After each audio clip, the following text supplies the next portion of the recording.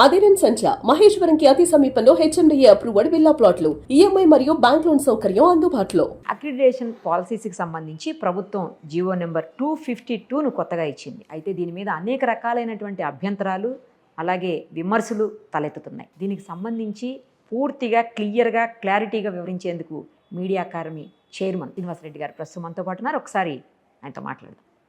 Sir నమస్తే. నమస్తే అమ్మా. ఏంటి సార్ 252 జీవో కొత్తగా చిచ్చు రేపిందేమో అనిపిస్తోంది. మొత్తం జర్నలిస్టుల్లో చాలా చర్చ నడుస్తోంది, దీని మీద చాలా అభ్యంతరాలు వ్యక్తమవుతున్నాయి. మీరేం చెప్తారు, అసలు ఎందుకు ఇన్ని అభ్యంతరాలు ఈసారి? నేను ఆహ్వానిస్తున్నాను చర్చ జరగాలి ఇష్యూస్ మీద. చాలామందికి ఇవాళటి వరకు ప్రొఫెషన్లో ఉన్న చాలామందికి వర్కింగ్ జర్నలిస్ట్ చట్టాలు తెలియదు. చట్టాలన్నీ తెలుసుకోవాలని చదవాలని చెప్పటం లేదు, కానీ మనకు అవసరమైనప్పుడన్నా కనీసం చదవాలిగా. ఇగ్నోరెన్స్ ఈజ్ నాట్ ఎక్స్క్యూజ్ చట్టం ముందు. భారతదేశ పౌరులందరూ మన రాజ్యాంగాన్ని చదివి ఉంటారని కోర్టు భావిస్తుంది. Exactly sir. అట్లాగే నేను కూడా భావించాలి. నా ఇగ్నరెన్స్ కనిపిస్తుంది, చాలా అమాయకత్వము, తెలియనితనము. మీరు చెప్పిన జీవో ఉంది, జీవోలో ఎన్ని అవాస్తవాలు చెప్తున్నారు. ఇవాళ ప్రెస్ కాన్ఫరెన్స్ పెట్టి సోషల్ మీడియాలో ప్రభుత్వం ఇచ్చేటటువంటి సౌకర్యాలు, సంక్షేమ చర్యలు విలేకరులకే వర్తిస్తాయి, ఇతరులకు వర్తించవు. ఇంత పెద్ద లై జర్నలిస్టుల మధ్య చేయటం అనేది పెద్ద సాహసమే. జర్నలిస్టుల అమాయకత్వాన్న, ఇగ్నరెన్స్న, తెలియనితనాన్ని ప్రోధి చేసుకునే మార్గంలో ఉన్నారు. దాంట్లో చాలా క్లియర్గా ఉన్నాయి. The government will extend all welfare measures to all working journalists. Okay. All working journalist means the definition is as per the Working Journalist Act. Working Journalist Act ఏం చెప్తుందంటే, who is working journalist? Working journalist is a principal avocation is that of journalism. Okay. Either full time or part time. He should be associated with one or other media, newspaper establishment. ఆయన working జర్నలిస్ట్గా పరిగణలోకి, working journalist definition కిందకి రావాలంటే చట్టం ఏం చెప్తుందంటే, ఆయన పూర్తి కాలం కానీ పార్ట్ టైం కానీ పార్షికంగా కానీ ఈ వృత్తిని నిర్వర్తిస్తూ ఉండాలి. ఓకే. ఈ వృత్తిని నిర్వర్తిస్తూ ఉన్నాడని చెప్పటానికి ఈ should be associated with one or other news paper establishment. ఏది ఒకటి అంతకు మించిన వాటితో కూడా అసోసియేట్ అయి ఉండాలి. నేను వర్కింగ్ జర్నలిస్ట్ అంటే సరిపోదు, you should be associated with one or other more న్యూస్ పేపర్లతో పనిచేసుకుంటూ ఉండాలి. Newspaper establishment means including news agency. ఇప్పుడు ఎలక్ట్రానిక్ మీడియా వచ్చింది, నౌ మీడియా అవుతుంది. ఎనీ ఎలక్ట్రానిక్ మీడియాతో ఆ సంబంధం ఏముండాలా అంటే ఎంప్లాయర్ రిలేషన్షిప్ ఉండాలి. ఓకే. అట్లా ఉంటేనే. అట్లా కాని వాళ్ళు ఉన్నారనుకో, వాళ్ళని ఫ్రీలాన్స్ జర్నలిస్ట్ అంటాం. ఆ ఫ్రీలాన్స్ జర్నలిస్టులు ఒక న్యూస్ పేపర్ ఇండస్ట్రీలో పనిచేసి కొంతకాలం అయిన తర్వాత రిటైర్ అయ్యో, లేకపోతే నేను స్వతహాగా ఫ్రీలాన్స్ రాస్తాను, the management policy of the particular newspaper where he is working, నచ్చకపోతే రాజీనామా చేసి నేను సొంతంగా రాసుకుంటానంటే సీనియర్ జర్నలిస్ట్ అయితే he will be treated as a senior journalist కింద మనం ఈ అక్రిడిటేషన్స్ ఇవ్వటానికి అవకాశం ఉంటుంది. ఇప్పుడు ఇచ్చిన జీవోలో all working journalists are eligible for the all benefits extended by the state government. ఏ సంక్షేమ చర్యలు రాష్ట్ర ప్రభుత్వము నిర్వర్తిస్తుందో, వర్తింపజేస్తుందో జర్నలిస్టులకి, అవన్నీ వర్కింగ్ జర్నలిస్టులకి, whether is a reporter, photographer, videographer, sub editor, editor, proof reader, librarian, cartoonist, including proof reader. ఇప్పుడు మేము పెట్టింది అదనంగా ఎలక్ట్రానిక్ మీడియాలో వాయిస్ ఓవర్ వాళ్ళు ఉన్నారు. చదువు లేకపోతే, స్పష్టత లేకపోతే, జ్ఞానం లేకపోతే, మంచి చెడు తెలుసుకోకపోతే, వ్యాకరణం రాకపోతే వాళ్ళు పనిచేయలేరు. వాళ్ళని కొత్తగా ఇంక్లూడ్ చేశాం. ప్రూఫ్ రీడర్స్ని మనము ఆంధ్రప్రదేశ్ వర్కింగ్ జర్నలిస్ట్ యూనియన్ పోరాడి అంత జాతీయ స్థాయిలో పోరాడి ఈ ప్రూఫ్ రీడర్స్ని కూడా, లైబ్రరీరియన్స్ని కూడా వర్కింగ్ జర్నలిస్ట్ యాక్ట్ తీసుకొచ్చాం. అందుకని ఇప్పుడు చేసే ప్రచారం ఉందే, గోగుల్స్ కూడా సరిపోదు వీళ్ళకి. ప్రభుత్వం చేసే ఇది ఓన్లీ విలేకరులకి వర్తిస్తుంది అనేది వాస్తవం. అంటే సార్ ఇంతకు ముందు గత ప్రభుత్వం అసలు ఏ తేడా లేకుండా జర్నలిస్టులు అందరికీ ఒకే రకమైనటువంటి పాలసీలు అమలు చేస్తే, ఇప్పుడు మీ ప్రభుత్వం అంటే మీరు వచ్చిన తర్వాత పర్టికులర్గా డెస్క్ వాళ్ళని వేరే చేసేసి డెస్క్ వాళ్ళకి కొన్ని సంక్షేమ పథకాలు అందకుండా, కొన్ని పూర్తి స్థాయిలో వాళ్ళకి చేరకుండా చేస్తున్నారు అనే ఒక విమర్శ నడుస్తోంది బయట. నేను మిమ్మల్ని ప్రశ్నిస్తున్నాను, గత ప్రభుత్వం ఏం చేసింది, ఈ ప్రభుత్వం ఏం చేయటం లేదనే భావనలో ఉన్నారు. మన సంక్షేమ చర్యల గురించి హెల్త్ వర్తిస్తుంది ఓకే సార్. అందరికీ. నేను చెప్పిన ఇది ఈ సబ్ ఎడిటర్స్కే కాదు, desk includes proof readers, desk includes librarian, desk includes cartoonist, photographer. Working journalist definition కిందికి సబ్ ఎడిటర్స్ వస్తారా రారా? వస్తారు. అన్నప్పుడు ఎడిటర్స్ వస్తారా రారా? వస్తారు. ప్రూఫ్ రీడర్స్ వస్తారా రారా? వస్తారు. ఫోటోగ్రాఫర్ వస్తాడా రాడా? వీడియోగ్రాఫర్ వస్తాడా రాడా? అసలు వాళ్ళకి చట్టం అంటే కూడా డెఫినేషన్స్ తెలియదు అందరికీ. గత ప్రభుత్వం ఇచ్చిన దానికన్నా ఇప్పుడు రేవంత్ రెడ్డి గారి ప్రభుత్వము, సమాచార శాఖ మంత్రి పొంగులేటి శ్రీనివాసరెడ్డి గారు దీర్ఘ చర్చలు చేస్తున్నారు. ఓకే. వారికన్నా మించిన సంక్షేమ చర్యలు ఈ రాష్ట్ర ప్రభుత్వంలో చేపట్టాలంటున్నారు. ఏ ఒక్క సంక్షేమ చర్య అయినా ఒక వర్గానికి కాదు, వర్కింగ్ జర్నలిస్ట్ యాక్ట్లో ఉన్న అందరికీ వర్తిస్తుంది. అసలు డెస్క్ జర్నలిస్టులకి అక్రిడేషన్ కార్డ్స్ రాకుండా చేసిందే మీడియా అకాడమీ చైర్మన్ శ్రీనివాసరెడ్డి గారు అని చెప్పేసి డెస్క్ జర్నలిస్టులు అంతా గగ్గోలు పెడుతున్నారు. ఒక పొరపాటు జరిగింది, అది వాళ్ళకి అర్థం కాకనా అర్థమయ్యి అని చెప్తున్నారో తెలియదు. వర్కింగ్ జర్నలిస్టులందరికీ సంక్షేమ చర్యలు వర్తిస్తాయి. Accreditation is meant for what? Accreditation అనే పదం ఎందుకు వచ్చింది?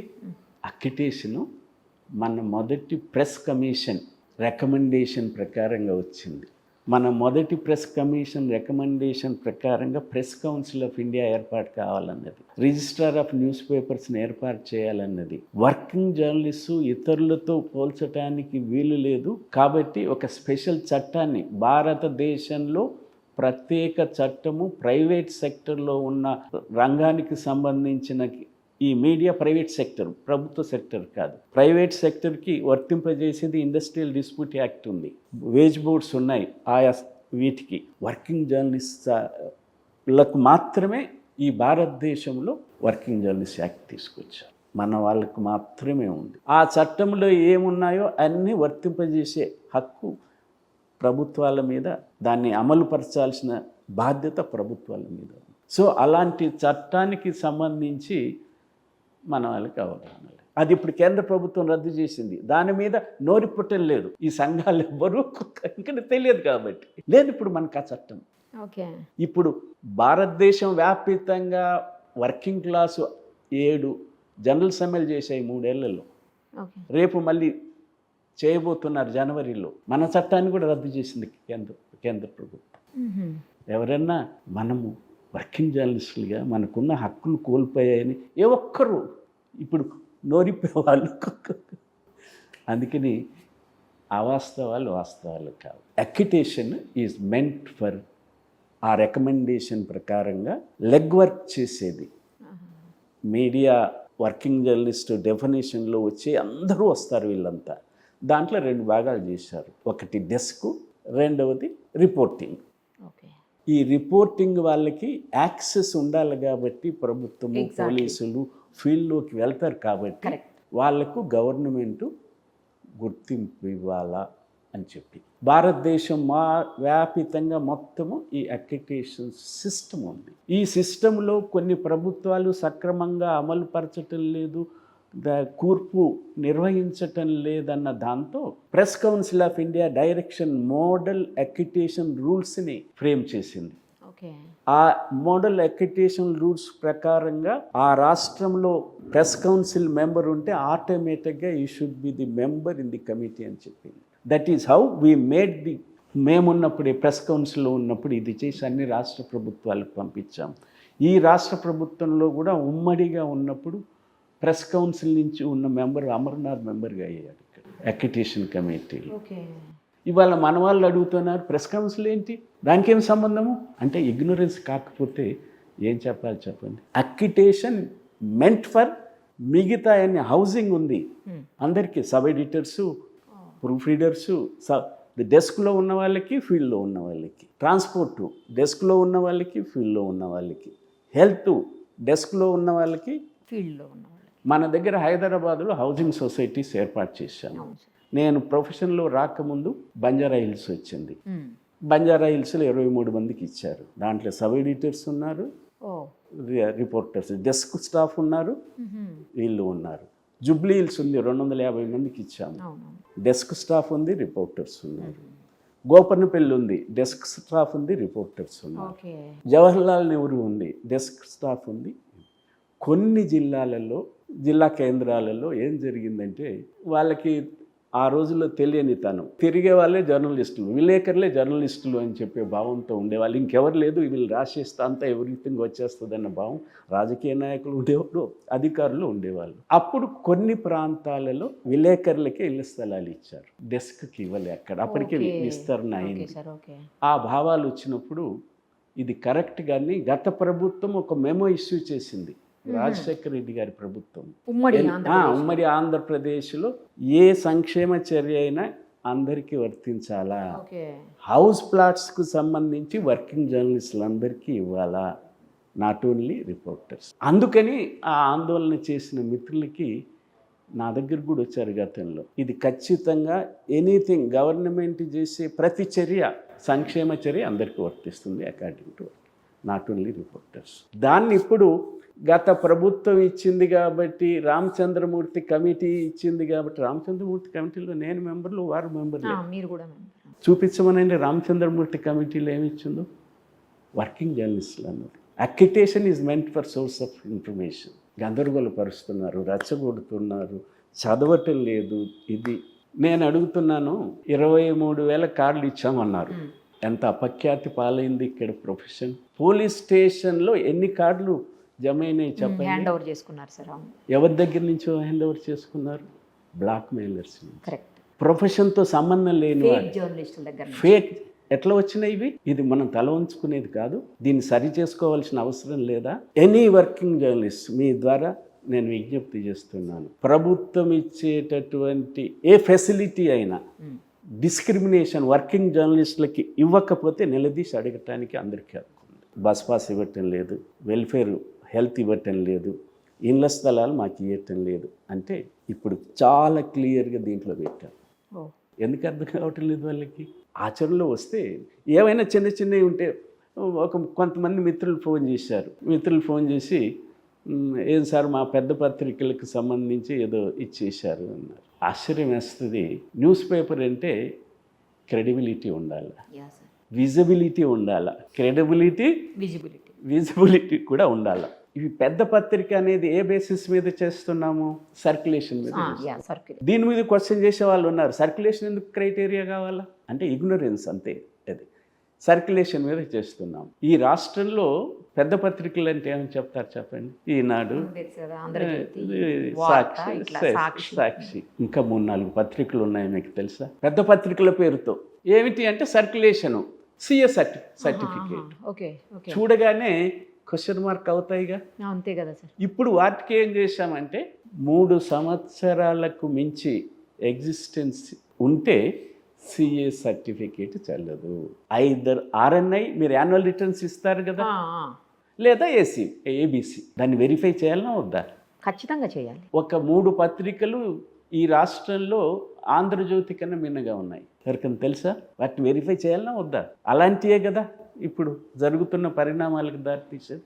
మీరు సర్క్యులేషన్కి సిఏ సర్టిఫికేట్ 10 ఏళ్ళైనా 20 ఏళ్ళైనా సిఏ సర్టిఫికేట్ 10 ఏళ్ళైనా 5 ఏళ్ళైనా. చట్టం ఏం చెప్తుందంటే ఒక న్యూస్ పేపర్ పెట్టాలంటే ఆర్ఎన్ఐ ఇప్పుడు పేరు మారింది, Registrar General of Newspapers India.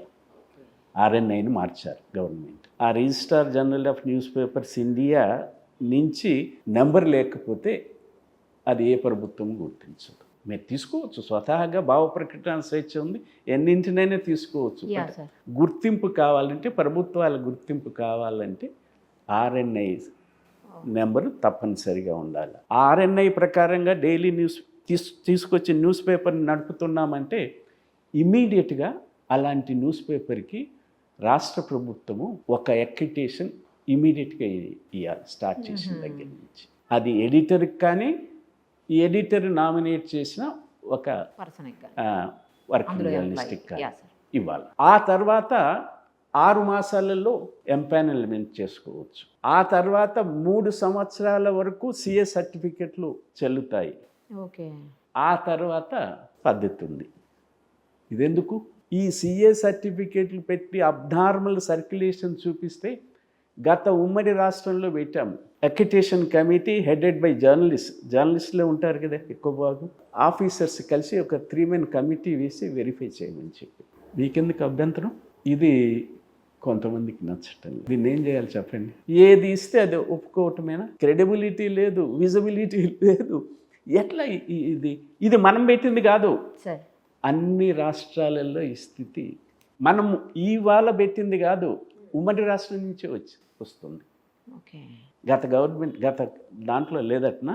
ఎందుకు చేయలేదు? ఇప్పుడు 23,000 క్రెడిబిలిటీ ఉందా వాటికి? ఎవరెవరికి ఇస్తున్నారు? ఏ రకంగా దుర్వినియోగం అవుతున్నాయి? ఏ పోలీస్ స్టేషన్లో ఏ లారీ, ఏ ఇసుక లారీ, ఏ బియ్యపు లారీ, అవును సార్, ఏ ఎక్సైజ్ ఇల్లు కట్టుకుంటుంటే కార్డులు చూపిస్తున్నారు, బోరు తీస్తుంటే బోర్ లేస్తుంటే.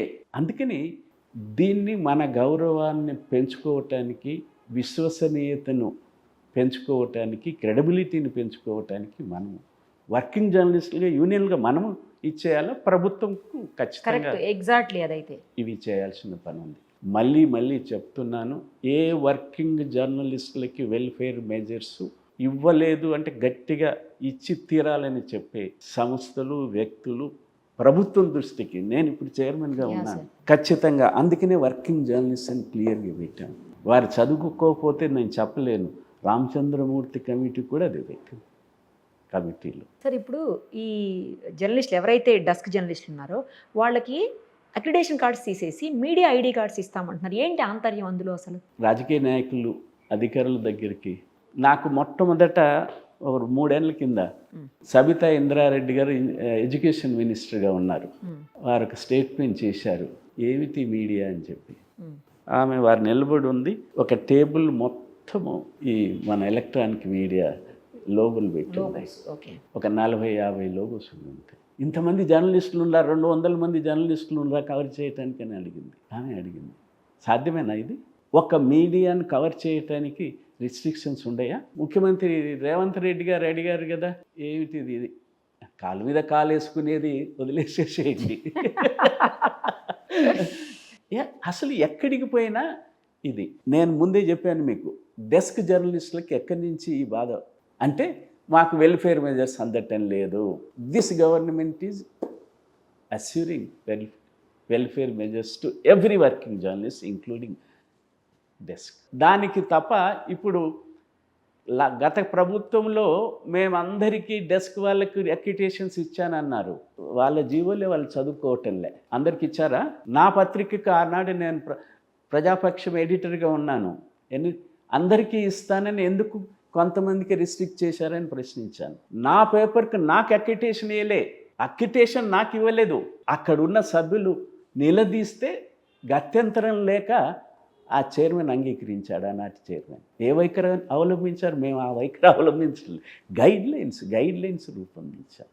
ఇంకా దీన్ని సవరించాలంటే హాయిగా చెప్పొచ్చు, ఇవి ఈ మార్పులు తీసుకురావాలి. But accreditation is meant for only coverage. ఒక 3-4 days బ్యాక్ సార్ ఒక డీసీపీ గారు ప్రెస్ మీట్ పెడితే లోగోలు చూడండి. అంటే ప్రొఫెషన్ వాల్యూని తగ్గించుకుంటున్నాను.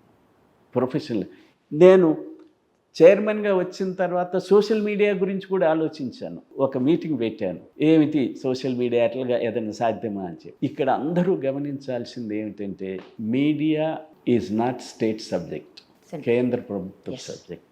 దాని పరిధిలోనే మనం వ్యవహరించాలి. అక్రిడిటేషన్స్ సెంట్రల్ రూల్స్లో ఉంది. ఎవరైనా కేసు వేశారనుకో ఏమవుతుంది? వేరు ఏలే. 2 ఏ రాష్ట్రంలో ఈ పద్ధతి లేదు. మంచి జరిగితే ఓకే, చెడు అందరి దృష్టికి వస్తుంది. అవును సార్, కరెక్ట్. ఇప్పుడు అక్రిడిటేషన్ ఎవరికి ఇవ్వాలనేది నిర్ణయించేది గైడ్ లైన్సే ప్రభుత్వాలు పెట్టేది. నిర్ణయించాల్సింది యాజమాన్యాలే, ఎడిటరే.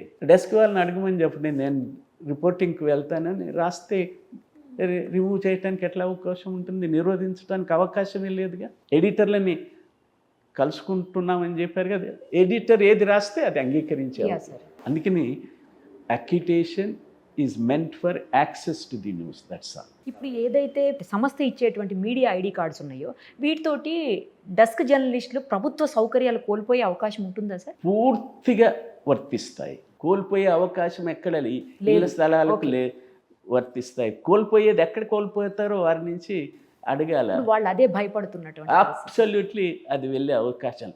గత ప్రభుత్వం జారీ చేసిన జీవో 2 కౌంట్స్లో హైకోర్టు కొట్టేసింది, తెలంగాణ హైకోర్టు.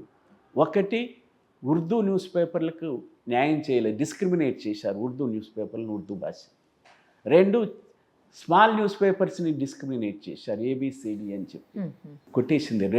రెండు పిటిషన్స్ను కొట్టేసి మీరు 3 మాసాల్లోగా దీన్ని సవరించి ఆ జీవోను సవరించాలన్నారు. ఎందుకు చేయలేకపోయారు? మేము వచ్చిన తర్వాత, నేను చైర్మన్ అయిన తర్వాత ఇది దృష్టిలో గవర్నమెంట్ దృష్టికి తీసుకొచ్చి స్పెషల్ కమిటీ వేయించాం. ఆ స్పెషల్ కమిటీ రికమెండేషన్సే ఇవాళ రూల్స్ ప్రకారంగా వచ్చినాయి. ఏదైనా స్వల్ప మార్పులు జరిగి ఉండొచ్చు తప్ప మేజర్ ఇదంతా. దాంట్లో ఆంధ్రజ్యోతి సంపాదకుగా పనిచేసిన కె శ్రీనివాస్ గారు ఆ తర్వాత రిటైర్ అయ్యాడు అనుకోండి, ఆయన కొనసాగించి. హిందూ పొలిటికల్ ఎడిటర్ మన రవికాంత్ రెడ్డి, సియాసత్ ఎడిటర్ మా ఆమర్ అలీ ఖాన్ తర్వాత ఎమ్మెల్సీ అయ్యాడు ఆయన. తర్వాత ఫోటోగ్రాఫర్స్ నుంచి నవ తెలంగాణ ఫోటోగ్రాఫర్ హరి, ఆ తర్వాత మన ఎలక్ట్రానిక్ మీడియా నుంచి అంకం రవి సీనియర్ జర్నలిస్టు, నేను చైర్మన్గా, కమిషనర్ ఇన్ఫర్మేషన్ మెంబర్గా 7 కమిటీ వేసాం. ఆ కమిటీ రికమెండేషన్లో యునానిమస్ రికమెండేషన్స్, ఏది డివిజన్ కూడా జరగలేదు. చాలా చర్చించాము మీడియా కార్డ్స్ మీద, ప్రొఫెషన్ మీద, గౌరవం మీద, రెస్పెక్టబిలిటీ మీద, క్రెడిబిలిటీ మీద, విజిబిలిటీ మీద అన్ని డిస్కస్ చేసాం. ఇతర రాష్ట్రాల నుంచి తెప్పించాం అక్యుటేషన్ రూల్స్ అన్నింటినీ తెప్పించాం. ఇతర రాష్ట్రాలలో ఇవాళ మనం కేంద్ర ప్రభుత్వం చట్టం చేసింది కాబట్టి వీటికి ఇస్తున్నాం న్యూస్ ఛానల్స్కి. దానికి మన మొదటిసారి ఈ గవర్నమెంటే ఈ అక్యుటేషన్ రూల్స్ న్యూస్ ఛానల్స్కి పెట్టారు. కానీ ఇప్పుడు కొత్తగా తెచ్చినటువంటి జీవో తోటి దాదాపు 13,000 అక్రిడేషన్ కార్డ్స్ కోత విధిస్తున్నారు మీరు అని చెప్పేసి ఒక న్యూస్ స్ప్రెడ్ అవుతా ఉంది. మీడియా కార్డ్ అన్నామే డెస్క్ వాళ్ళు పోతారు కదా, వాళ్ళ లెక్క ఏంటో తెలియదు. కానీ ఓకే, ఉదాహరణకి పెద్ద న్యూస్ పేపర్కి హైయెస్ట్ సర్క్యులేషన్ బిగ్ న్యూస్ పేపర్కి బ్యూరోలో 20 కార్డులు ఇచ్చామనుకోండి, డెస్క్లో అదే పేరుతో ఇచ్చిన కార్డులు ఉన్నాయి కదా, ఇంకో 20 30, దాన్ని అక్యుటేషన్ అనకుండా మీడియా కార్డు అంటున్నాము. ఆ మీడియా కార్డుకు జర్నలిస్టులకు రాష్ట్ర ప్రభుత్వం ఇచ్చే సౌకర్యాలన్నీ, ఇంటి హౌసింగు, ట్రాన్స్పోర్టు, హెల్త్, ఇంకేమైనా తీసుకొచ్చినా అందరికీ అవన్నీ కూడా అప్లికబుల్. జస్ట్ బయటికి వెళ్ళే యాక్సెస్ మాత్రమే. అంటే వాట్ ఐ మీన్ యాక్సెస్. ఇప్పుడు సబ్ ఎడిటర్కి ఉన్నాడు అనుకోండి, ఆ పెద్ద పేపర్ ఎడిటరు, బాబు నువ్వు ఇక నుంచి నువ్వు రిపోర్టింగ్ పోవాలని లెటర్ రాస్తే, ఫీల్డ్లోకి వెళ్ళాలి అంటే అతను ఓకే, మళ్ళా ఎడిటర్ ఉత్తరం రాస్తే హీఈస్ ద ఫైనల్ అథారిటీ కదా. దాంట్లో 5 సంవత్సరాల ఎక్స్పీరియన్సు, ఎడ్యుకేషన్కి సంబంధించి గ్రాడ్యుయేటు ఉన్నాడు కాబట్టి ఎడిటర్ రాశాడంటూ definitely it will be extended to him also. మారిపోతాడు అప్పుడు రిపోర్టర్ అయిపోతాడు. ఓకే, అందుకని నేను మీ ద్వారా విజ్ఞప్తి చేసేది, డెస్క్కు సంబంధించి మీడియా కార్డు ఆ ఫెసిలిటీ రాష్ట్ర ప్రభుత్వము వర్కింగ్ జర్నలిస్టులకు ఇచ్చే విలేకరులకి ఏ అందుతాయో వారికి అది అందుతాయి, డెస్క్ జర్నలిస్టులకు ఏ అందుతాయో విలేకరులకు అవి అందుతాయి. కవరేజ్కి సంబంధించి అదొక్కటే చేంజ్ ఉంటుంది, అంతే. దాన్ని అక్యుటేషన్ అంటాము, క్లియర్. దాన్ని అక్యుటేషన్ అంటాము, ఇది మీడియా కార్డ్ అంటాము. ఈ మీడియా కార్డులో ఉన్నటువంటి మిత్రులకి లేదు నాకు బ్యూరోకి ఇంకా కావాలా అని చెప్పి డెస్క్ నుంచి ఎవరినైనా తీసుకొని ఇన్ఫర్మేషన్ కనుక పంపిస్తే ఆయన ఉత్తరం రాస్తే అక్యుటేషన్ ఆటోమేటిక్గా విత్ ఇన్ ది క్వార్టర్. ఇప్పుడు ఇంతకు ముందు ఉన్నటువంటి జీవో నెంబర్ 239కి ఇప్పుడు వచ్చినటువంటి జీవో నెంబర్ 252కి ఏంటి సార్ డిఫరెన్స్? అసలు డిఫరెన్సెస్ ఒకటి, ఇది మేజర్ డిఫరెన్స్ ఇదే ఇప్పుడు మీరు చెప్పింది, రైట్. మిగతా అన్ని సిఏ సర్టిఫికేట్ పెట్టి లక్షల్లో సర్క్యులేషన్ చూపిస్తున్నారు, ఫేక్ సర్క్యులేషన్. అలాంటిది అనుమానం వచ్చినప్పుడు కమిటీ వెళ్ళి ఇది ఎక్కువైపోయినాయి కాబట్టి కమిటీ వెళ్ళి నిర్ధారణ చేయాలి. ఒకటి అది పిఐబిలో కూడా ఉంది. ప్రెస్ ఇన్ఫర్మేషన్ బ్యూరో Information కూడా Bureau. గవర్నమెంట్ ఆఫ్ ఇండియా దాని ప్రకారంగా.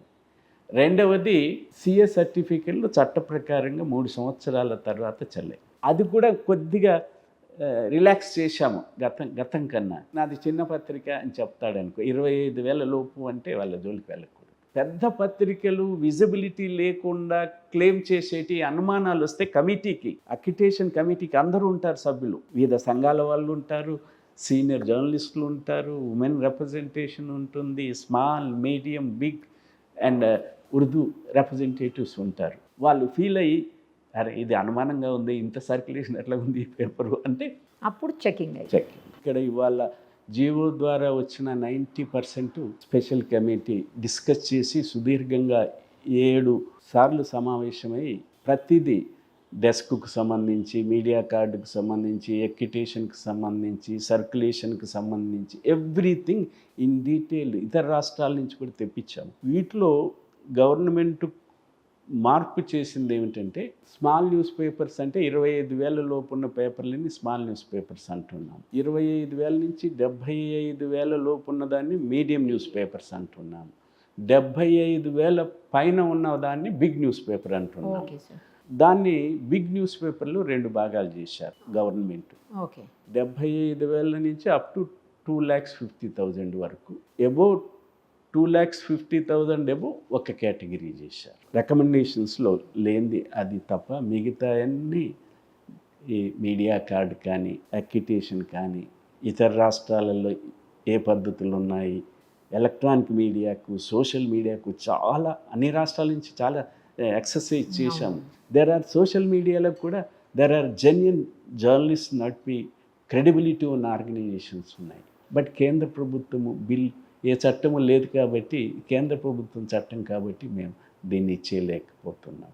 చట్టము తీసుకొచ్చిన ప్రతిదానికి ఇక్కడ తెలంగాణ ప్రభుత్వం ఈ జీవోలో వెబ్సైట్స్కి, మన ఏమంటామో మన న్యూస్ ఛానల్స్కి ఇవ్వాలని కొత్తగా ఇక్కడ పెట్టాము. అందువల్ల ఇది ఏదో విమ్స్ అండ్ ఫ్యాన్సీస్గా ఎవరినో తొలగించాలా, ఎవరినో అభినందించాలా, ఎవరితోనో తిట్లు తినాలా అనే భావం కాదు. జర్నలిస్టులు అందరూ దీన్ని గమనించాలి. డెస్క్ జర్నలిస్టులు అందరూ అక్రిడేషన్స్ రద్దు చేసి మా ఆత్మ గౌరవాన్ని దెబ్బతీశారని చెప్పి ఫీల్ అవుతున్నారు. దాని మీద మీ స్పందన ఏంటి చెప్పండి. ఆత్మగౌరవం ఏంటి? You are being a journalist, that is గౌరవం తప్ప ఆత్మగౌరవం ఏముంది దీంట్లో? రిటైర్ అయిన తర్వాత పోతుంది అనుకోండి, ఆత్మగౌరవం పోతుందా? ఇచ్చిన పద్ధతే సరి కాదు. అందులో ఇది మిస్యూజ్ అయిందని ఈ 23,000 కాలంలో 1,000 కార్డులు అన్డిజర్వింగ్ పీపుల్కి పోయాయని, అన్ప్రొఫెషనల్ పీపుల్కి పోయాయని, పోలీస్ స్టేషన్లో కార్డులు పట్టుబడుతున్నాయని. గౌరవం లేదు, ఈ కార్డుకు గౌరవం లేదు. ఎక్కడ ఈ భారతదేశంలో ఒక ఎక్స్పెరిమెంట్ జరిగింది, అనుభవాలు వచ్చాయి. భారతదేశంలో ఇంకెక్కడన్నా ఇస్తే నాకు చెప్పండి, నేను కొట్లాడతాను. అసలు ఇన్ని అక్రిడిటేషన్సా అని చెప్పి ఇతర రాష్ట్రాలు, ఇతర ప్రభుత్వాలు క్వశ్చన్ చేస్తున్నాయి. ఒకటి సగర్వంగా చెప్పేది ఒకటి ఏమిటంటే, ఇది వరకు రాష్ట్ర స్థాయి వరకే ఉండేది అక్రిడిటేషన్స్. విస్తరణ, న్యూస్ పేపర్ విస్తరణ జరిగిన తర్వాత జిల్లాలకు విస్తరించాం. జిల్లాల తర్వాత మండల వ్యవస్థ మన దగ్గర ఉన్నంత సమర్థవంతంగా గ్రాస్ రూట్ లెవెల్ అడ్మినిస్ట్రేషన్ ఇంత సమర్థవంతంగా ఇంకెక్కడ భారతదేశంలో ఉందని నేను అనుకోవటం లేదు. మండల్ లెవెల్ అక్రిడిటేషన్స్ ఇవ్వాలని చెప్పి కొట్లాడింది ఆనాటి ఆంధ్రప్రదేశ్ వర్కింగ్ జర్నలిస్ట్. అదొక్కటే కాదు, కొన్ని యాజమాన్యాలు మండల్ లెవెల్లో రిపోర్టర్స్ పెట్టారు. వారికి డబ్బులు వేతన సంఘం ప్రకారంగా ఇవ్వాల్సి వస్తుందని వాడిని స్ట్రింగరు, పార్ట్ టైమరు, న్యూస్ లిఫ్టర్ ఏవో కొత్త పేర్లు పెట్టారు.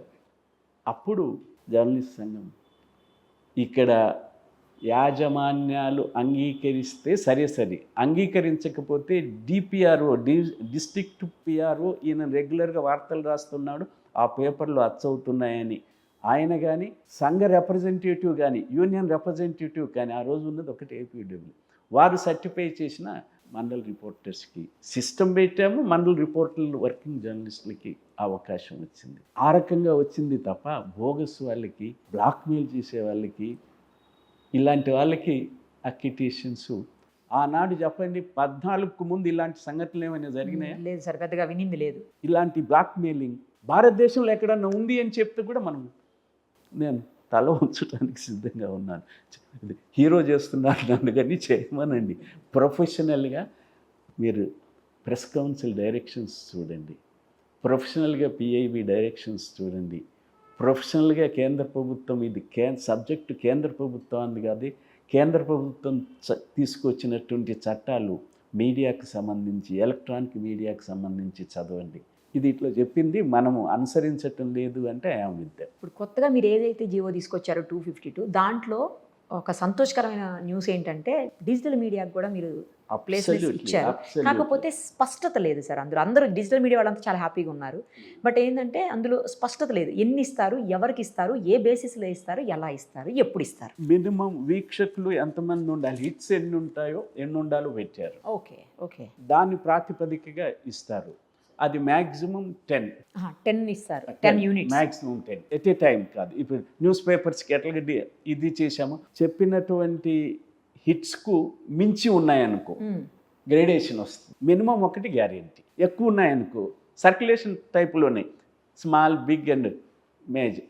మాక్సిమం 10 ఇస్తారు, మినిమం ఒక్కటైతే గ్యారెంటీ. ఒక్కటైతే గ్యారెంటీ. వాళ్ళకి వచ్చేటువంటి వ్యూవర్షిప్ను బట్టి ఇది సంఖ్య పెరుగుతుంది. ఓహో. సంఖ్య పెరుగుతుంది. దీంట్లో ఏమైనా లోటుపాట్లు ఉన్నా, ఇంకా దీన్ని స్ట్రెంగ్తెన్ చేయడానికి ఏ సజెషన్స్ వచ్చినా తీసుకోవటానికి గవర్నమెంట్ ఖచ్చితంగా ఆలోచన చేస్తుంది. ఎప్పుడు ఇస్తారు సార్ ఈ కొత్త అంటే డిజిటల్ వాళ్ళకి ఇచ్చేది ఎప్పుడు ఇస్తుండొచ్చు? అందరితో పాటే రేపు ఈ నోటిఫికేషన్ ఇచ్చారు. ఒక ఇది వచ్చేసింది, జర్నలిస్ట్ ఆర్గనైజేషన్స్కి సంబంధించి రేపు 29 లాస్ట్ డేట్ పెట్టారు. వాళ్ళు అప్లై చేసుకోవాలి. 4 ఆర్గనైజేషన్స్, 4కి అవకాశం ఇవ్వటానికి అది వచ్చింది. అది రాగానే అక్రిడిటేషన్ కమిటీ ఫామ్ అవుతుంది, గవర్నమెంట్ ఫామ్ చేస్తుంది. ఈలోపు ఈ కొత్త రూల్స్ ప్రకారంగా వాళ్ళు వెబ్సైట్ తయారు చేశారు. గతంలో ఏ ప్రాసెస్ ఉండేదో ఆ ప్రాసెస్ ప్రకారంగా అప్లై చేసుకోవాలా.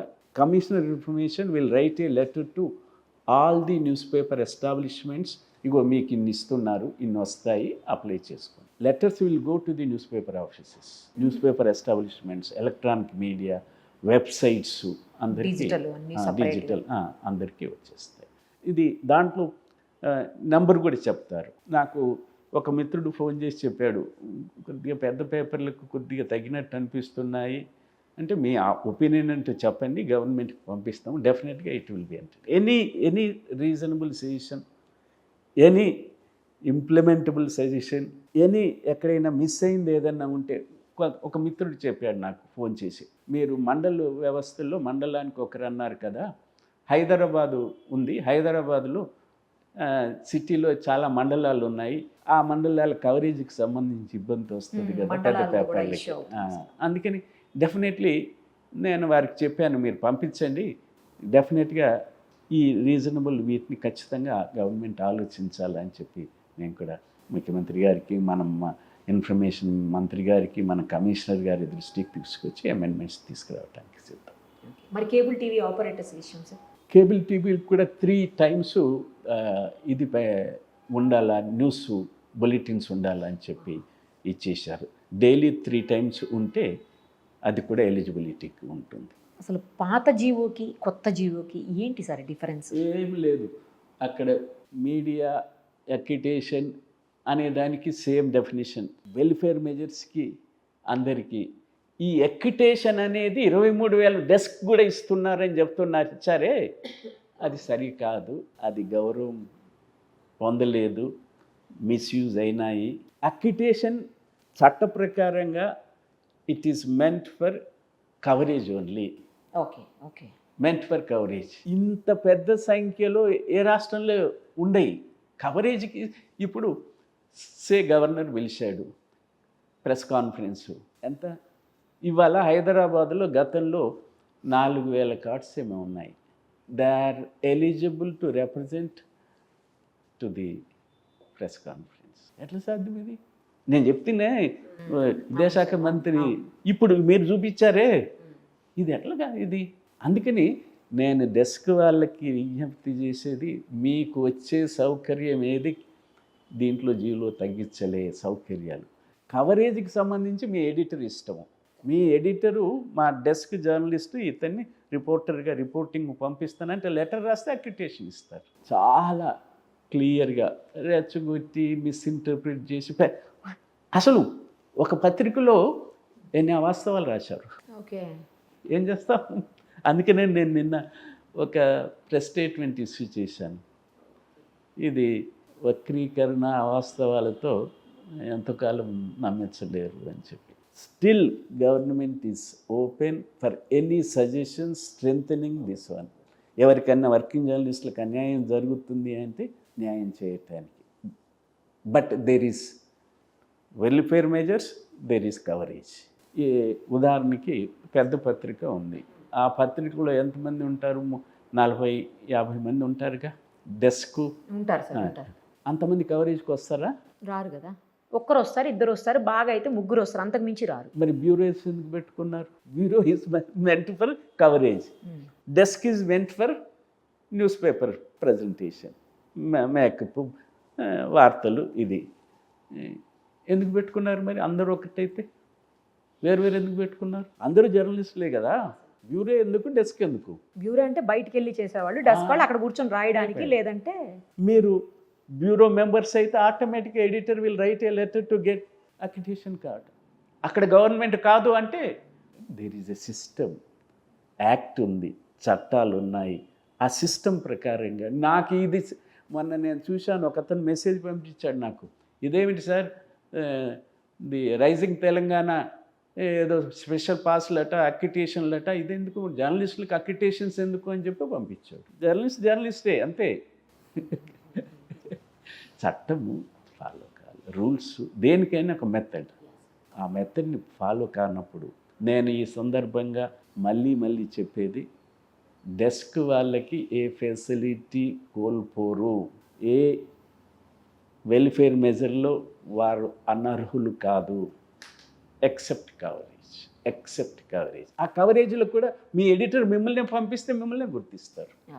A letter written by editor to this commissioner, he or she shall issue 5 సంవత్సరాల ఇది ఎక్స్పీరియన్స్, గ్రాడ్యుయేట్ అయి ఉంటే మీకే వస్తుంది కార్డు. Right sir. మొత్తానికి 252 జీవోకి సంబంధించి ఏమైతే డౌట్స్ ఉన్నాయో, ఏమైతే అపోహలు ఉన్నాయో, అలాగే ఏవైతే చర్చలు నడుస్తున్నాయో వాటన్నిటికీ ఇప్పుడు ఆన్సర్ దొరికిందని అనుకుంటున్నాను సార్ మీరు చెప్పిన వాటితోటి. మళ్ళీ ఇంకా మీరు అడిగిన దానికన్నా, నేను చెప్పిన దానికన్నా ఇంకా ఏ అంశాలున్నా దృష్టికి తీసుకొస్తే ఖచ్చితంగా ఇది అవును మిస్ అయింది ఇది అని అనుకుంటే తప్ప, ఎక్సెప్ట్ ఇది ఎవరు, నేను వర్కింగ్ జర్నలిస్ట్ అని చెప్పుకోగానే వర్కింగ్ జర్నలిస్ట్ కాదు.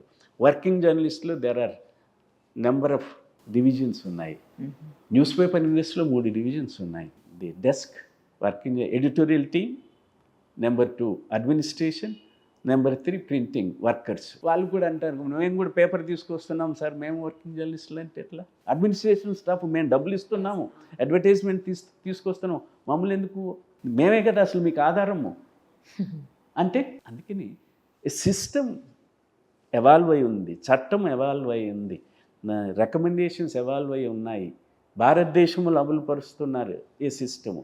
మనం భారతదేశానికి మించి వెళ్ళొచ్చు, కానీ రేపు పొద్దున అడుగుతాడు అడ్మినిస్ట్రేటివ్ స్టాఫ్, మేము ఇస్తున్నాము, మమ్మల్ని ఎందుకు, మాకెందుకు ఇది గవర్నమెంట్, మేము కూడా జర్నలిస్టులు న్యూస్ పేపర్ తీసుకొస్తున్నాం కదంటే. There is a division in the editorial staff. ఆ డివిజన్ ప్రకారంగా మనము కవరేజ్కి బ్యూరో పెట్టుకున్నాము. ఇక్కడ ఎడిటరు డెస్క్లో chief sub editor, news editor, assistant editor, executive editor ఎన్నో ఉన్నాయి. దీన్ని అంతా ఏకం చేయండి మీరు అంటే మనం ఎట్లా ఏకం చేస్తాం? గవర్నమెంట్ ఏకం చేయాలి. Right sir, thank you clarity ఇచ్చినందుకు. సుమన్ టీవీలో మీ పర్సనల్ అండ్ బిజినెస్ ప్రమోషన్స్ కోసం కింది నెంబర్కి కాంటాక్ట్ చేయండి.